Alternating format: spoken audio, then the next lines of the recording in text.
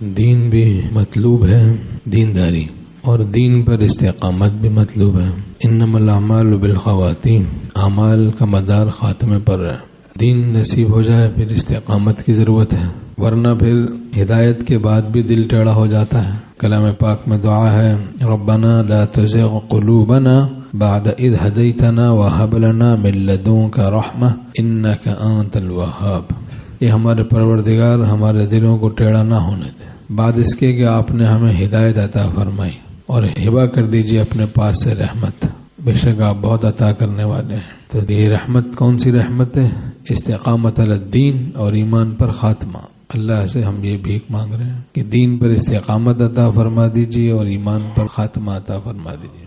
تو استقامت کے حصول کے لیے ایک تو اس دعا کا ہم اہتمام کریں ہر نماز کے بعد۔ حضرت والا میر صاحب رحمہ اللہ نے مجھ کو فرمایا 3 دفعہ نماز کے بعد اس دعا کو پڑھ لیا کرو، ربنا لا تزغ قلوبنا بعد اذ ہدیتنا وہب لنا من لدنک رحمہ انک انت الوہاب۔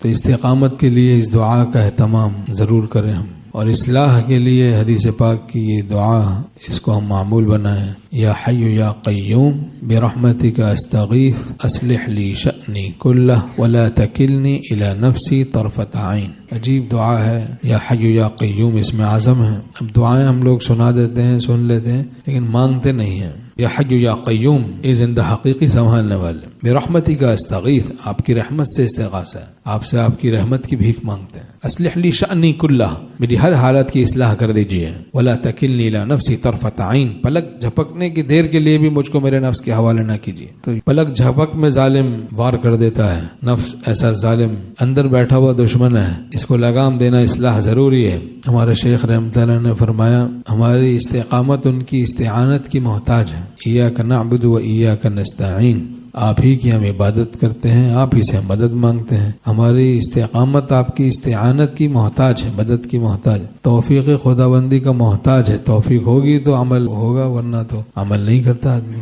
ہمارے شیخ رحمۃ اللہ نے فرمایا استقامت اہل استقامت سے ملتی ہے، اور ہمارے شیخ دامت برکاتہم نے فرمایا کہ کونوا مع الصادقین سے تقوی کی تسہیل ہو جاتی ہے، تکمیل ہو جاتی ہے، اور تقوی آسان ہو جاتا ہے اور کامل ہو جاتا ہے۔ اور ہمارے شیخ نے فرمایا کہ جن لوگوں نے اہل اللہ سے دین نہیں سیکھا ان میں استحکام نہیں ہوتا، پائیداری نہیں ہوتی، بار بار بیچارے پھسلتے رہتے ہیں۔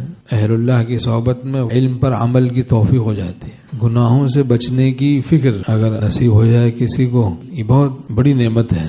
تو بھائی استقامت سب کی ضرورت ہے نا، ہم سب اس کے محتاج ہیں۔ مدد خداوندی کے بغیر استقامت نصیب نہیں ہو سکتی۔